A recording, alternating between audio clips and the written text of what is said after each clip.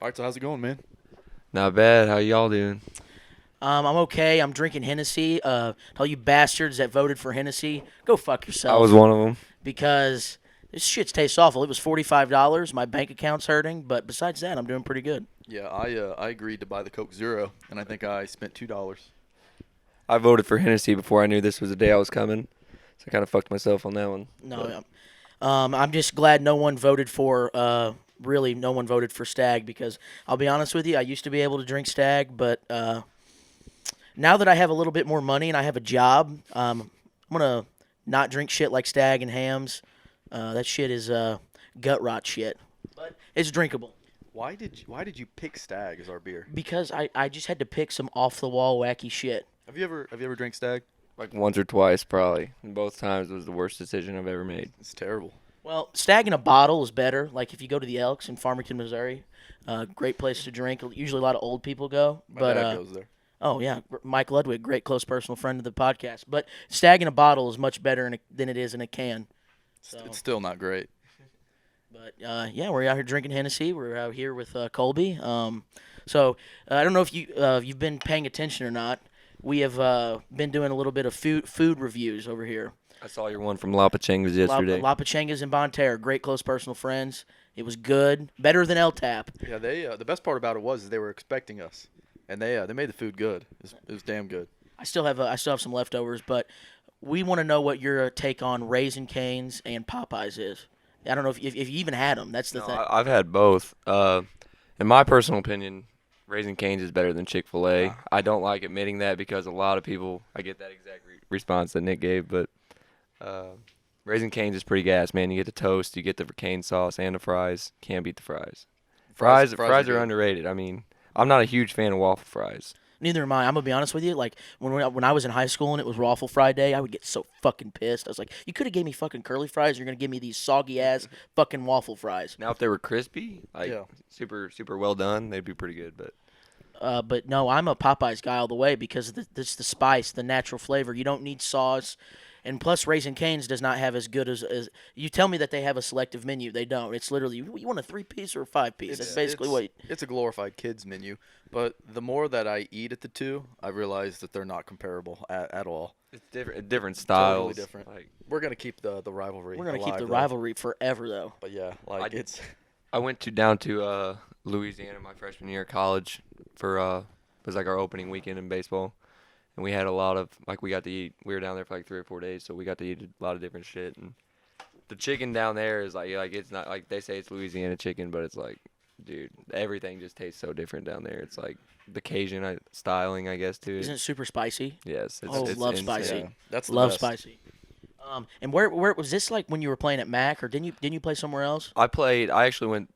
I played 3 years of baseball, and I went three different schools. I went St. Charles Community College, and then Mac, and Okay. then Fontbonne, and then I didn't really play at Fontbonne. I kind of only went half a semester, Mhm. and then I went to Lindenwood last semester and did the same shit, and then was back. So, well, what's been your favorite, like, of the three? Probably I don't want to say Mac because it's like our area, but Yeah. I mean it was cool just. I guess knowing so many people that was pretty cool, but I loved living in St. Charles, man. That was awesome. Yeah. Like with Main Street and that kind of stuff, it was a blast. I'll be honest. I've heard that Fontbonne is incredibly boring. Dude, Like I heard there's nothing to do. nothing. Like you would think there's something like a group of people that like partying or some shit. Like, bro, there is nothing there. Like the people just don't want to do anything besides their schoolwork, and that is as bad as that sounds. I mean, Yeah. you get what I'm saying. No, like, You know, like we all went to Mac. Mac was actually a lot of fun. it really Oh, was. my first year at Mac, the first semester, holy shit! I thought I was the coolest guy in the world. Like we were partying all the time, not going to class, you know, not doing homework, and look where I'm at now. I dropped out. So, but Yeah. it was a great time. Yeah, I got a W my first semester at Mac. I was like, what the fuck's a W? Oh, I got kicked out of class. Like, A oh, shit. withdrawal. Yeah. Didn't you one time just so to tell your dad you were going to class, you just went in the parking lot and got a pillow and took a nap? Yeah, for like 2 hours. I had like an 8 a.m. and I just go there and sleep. That's the way to do it. I actually, when I was at Mac, my second semester, so the year we were like the semester we were actually playing our season in, I at one point throughout the season, I had stopped going to my classes and shit. So like I got dropped from like 2 classes and was only in like 6 credit hours. So I had to find like 6 new credit hours mid-semester to even remain eligible. So I was taking like intro to library. Like, Intro to live. What the just fuck kind of made any up shit class is that? Mac had, like non-transferable, just like I need a class pretty much. It was And you ridiculous. didn't get in trouble for this with the baseball team? Well, it was pretty much like find a way to get credits or you're off the team. You're off the team. Yeah. Yeah. I'm not gonna lie. I had a class, history of rock and roll, with nothing but baseball guys, and I hate to be this guy, but I've never met a group of kids that knew nothing about music in my entire life. Like, these kids were like, "Oh my God, who's John Lennon?" Like shit like that. I'm serious. They were they G-Eazy fans? Probably they had no offense, but they had Jesus pieces, and definitely Every baseball player ever. The Mac get up was a flat bill hat, a crew like a Sweater. no like a one, not the wind. It's like one of those pullover, like and quarter a zip. Jesus piece. Yeah. That's the move, dude. I wore that like 3 days a week. Yeah, when I played for you were Mac. guaranteed to get some ass if you wore that around Mac. I remember I said, just like, maybe if I wear some fucking if I wear a Jesus piece and a pullover and a was like flat bill Mac hat, I might get some pussy. You never know. It was like a fucking magnet, dude. Like the Mac bird, I guess, just drives them crazy. They can't handle it. No, but yeah, Mac was a good time. Honestly, I actually met a lot of people that I knew of, but I didn't know them. I actually met a lot of cool people there. Like and that, I you still- heard their name and shit, but never actually met them. Yeah, I just and then I I was like, okay, school sucks, so I'm just gonna go work instead. So yeah, now we have a podcast, so that's where we're at. Yep.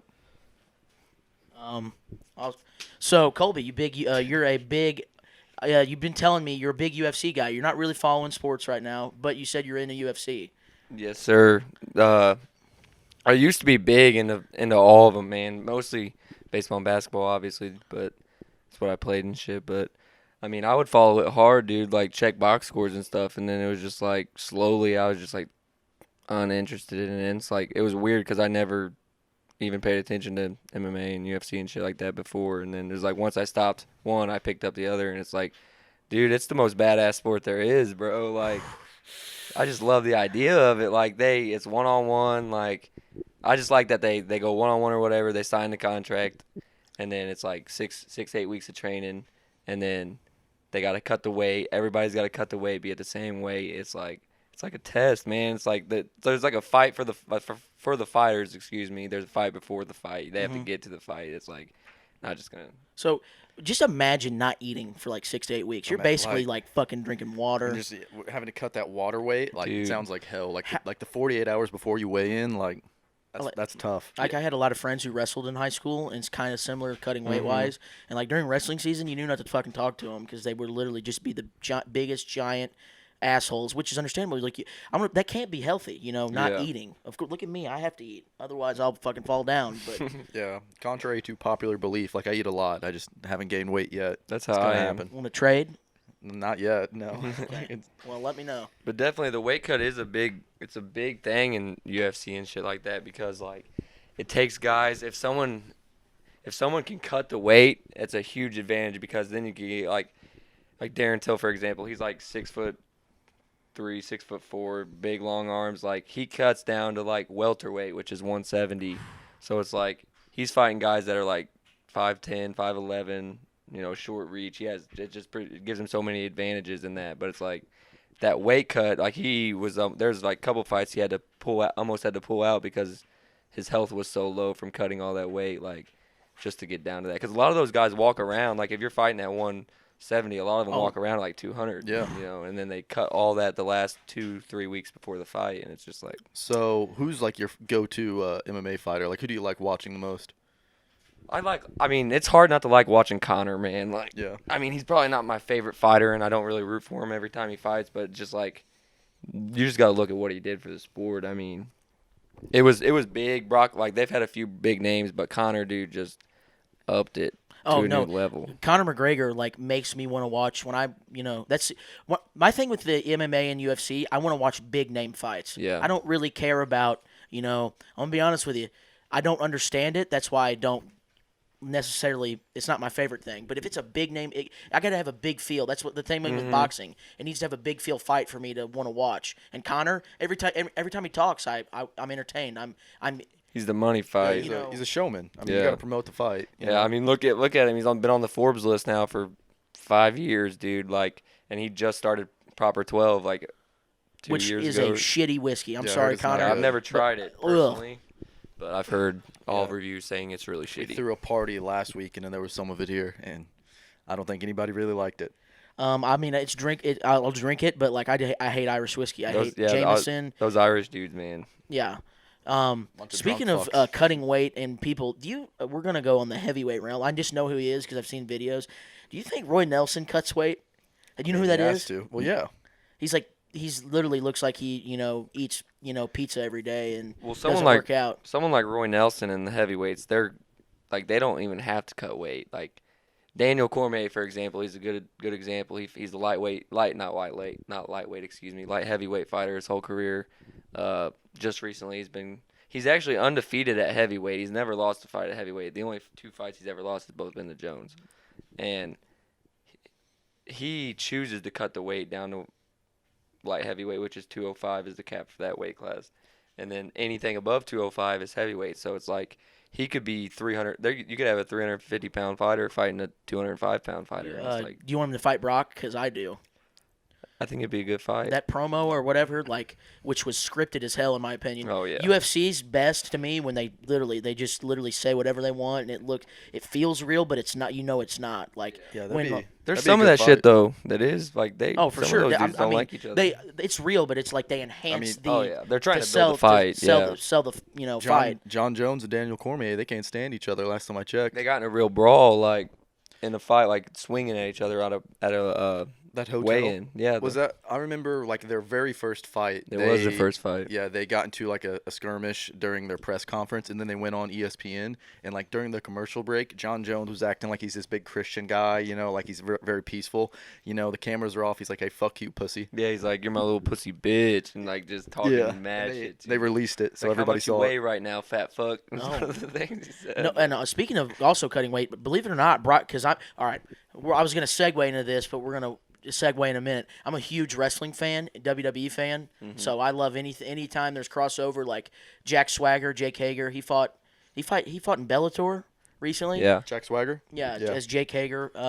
And then with Lesnar, like anytime he's even thinks about coming to UFC, I'm excited. Yeah. And he definitely cuts a lot of weight because he like in WWE he's about 290, and when he gets to UFC he's cutting down to like 270, 265.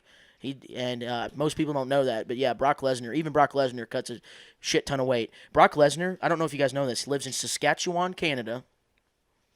He has no neighbors. Yep. He literally has to run 4 miles up to his driveway to get cell phone service. Well, I thought he had like a phone there, like a Yeah.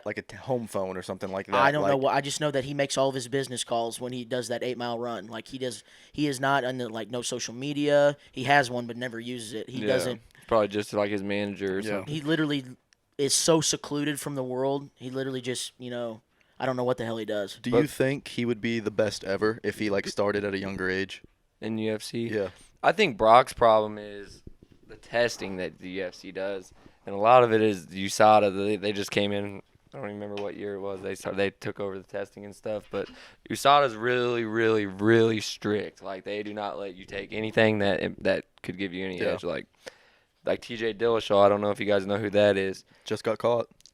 What was it? What was he using? EPO? Was that what it was? I'm not for sure what it was, but I saw it. It was the same shit that Armstrong got caught with doping. Yeah, it's like it's something that like 'cause when he got caught for it, he was going down a weight class. So he fights at 135. He was the champion. He was going down to 125 to fight for that belt.